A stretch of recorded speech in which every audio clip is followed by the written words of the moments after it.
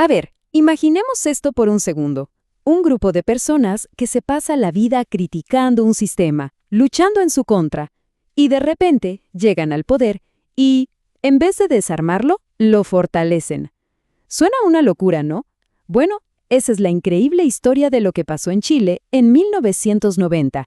Una decisión que desafió toda lógica y que cambió el futuro del país para siempre. La verdad es que la pregunta es fascinante. Por casi 20 años, los opositores al régimen de Pinochet habían atacado durísimo su modelo económico. Así que cuando por fin ganaron y llegaron al gobierno, todo el mundo, pero en serio todo el mundo, esperaba que lo tiraran abajo por completo. Pero no. Lo que pasó fue justamente lo contrario. Ok, para poder entender por qué tomaron una decisión tan inesperada, tenemos que retroceder un poco y ver el panorama completo. ¿Qué economía fue la que heredó exactamente el nuevo gobierno democrático? ¿Qué les dejó realmente el régimen de Pinochet? El contexto aquí es fundamental. Estamos en marzo de 1990, asume el presidente Patricio Aylwin. Su coalición política representaba a todos los que habían estado en la vereda de enfrente por casi 2 décadas. Así que la pregunta del millón estaba en el aire. ¿Qué van a hacer con el modelo de libre mercado que les dejaron? ¿Lo mantienen o lo borran del mapa? Y si uno mira los números fríos de esos 17 años, pues la verdad es que no son para tirar cohetes. El PBI por persona creció, sí, pero poquito. La inflación bajó de un nivel astronómico, pero seguía siendo alta, casi del 30%. Y ojo con este dato, que es clave, la desigualdad, medida con el famoso coeficiente de Gini, que para que se entienda fácil, es una escala donde 0 es igualdad perfecta y 1 es desigualdad total. Bueno, Chile se volvió un país más desigual. Y acá está el punto central, ¿no? Después de casi 20 años con todo el poder, sin nadie que les dijera nada, los resultados económicos eran, siendo generosos, mediocres. Ese crecimiento del 1.7% anual apenas si le ganaba al crecimiento de la población. Por eso la gente de a pie no sentía una gran mejora. Para muchísimos, el costo social y humano que se pagó simplemente no valía la pena. Y miren esta cifra, 9.1%. ¿Qué es esto? Es el desempleo extra que hubo en promedio cada año durante la dictadura, por encima de lo que se considera una tasa normal. Es un número altísimo, que le pone una cara muy humana y muy dura a las estadísticas. Bueno, y con este panorama, llegan al poder los críticos, un equipo de gente que se pasó años estudiando, analizando y criticando hasta el último tornillo del modelo económico que ahora, de repente, les tocaba manejar a ellos. Y si esta historia tuviera un protagonista, sin duda sería este hombre, Alejandro Foxley. Ojo, no era un opositor más del montón, era un economista súper respetado, con doctorado en Estados Unidos. De hecho, desde su centro de estudios, el CIEPLAN, salieron las críticas más duras, más detalladas y con más peso académico contra todo el modelo de los Chicago Boys. La diferencia de ideas era abismal, eran el agua y el aceite. Por un lado, los Chicago Boys con su Biblia del libre mercado, privatizar, desregular, achicar el Estado. Y por el otro, Foxley y su gente, que proponían un rol mucho más activo del Estado en la economía, en la educación, en todo. Eran visiones del mundo totalmente opuestas.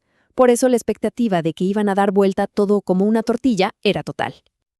Y acá es donde la trama se pone buena de verdad. Porque lo que hizo Foxley, con el apoyo del presidente Aylwin, fue algo que nadie, pero en serio nadie se esperaba. Una decisión que cambió el juego por completo para las décadas que venían. Contra todo pronóstico, Foxley no solo decidió no desarmar el modelo, sino que lo mantuvo e incluso lo profundizó. Fue un baldazo de agua fría para todos. La gran pregunta era obvia. ¿Por qué? ¿Por qué el crítico número 1 del sistema de repente se convertía en su principal guardián? La respuesta, o gran parte de ella, está en este número, 4.7%. ¿Y qué significa?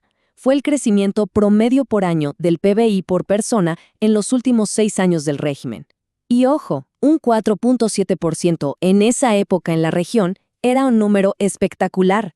Un dato que simplemente no se podía meter debajo de la alfombra. Y ahí estuvo el clic. El razonamiento de Foxley fue algo como, ok, Este modelo tiene muchísimas fallas, y lo hemos dicho por años, pero en esta última etapa armó un motor de crecimiento que es muy potente. Así que la apuesta fue, mantengamos ese motor de mercado, pero pongámosle al lado una red de seguridad social fuerte. No fue que se convirtió ideológicamente, para nada. Fue una decisión 100% pragmática, basada en lo que los números estaban mostrando. Y esta frase del presidente Ayuin lo dice todo, ¿no? El mercado era muy cruel. Queda clarísimo que no estaban enamorados de la idea. Lo aceptaron casi a regañadientes, como diciendo, bueno, esto es duro, es cruel, pero si lo manejamos bien puede ser la herramienta más rápida para sacar a la gente de la pobreza. Entonces, la gran pregunta, ¿funcionó esta mezcla rara de políticas? ¿Nació ahí el famoso milagro chileno? Bueno, lo que vino después fue un periodo de éxito económico que, sinceramente, no tenía precedentes en la historia del país. Miren estos números, son una locura. Entre el 90 y el 97, la economía chilena creció un 7.7% por año, más del doble que el promedio de toda América Latina.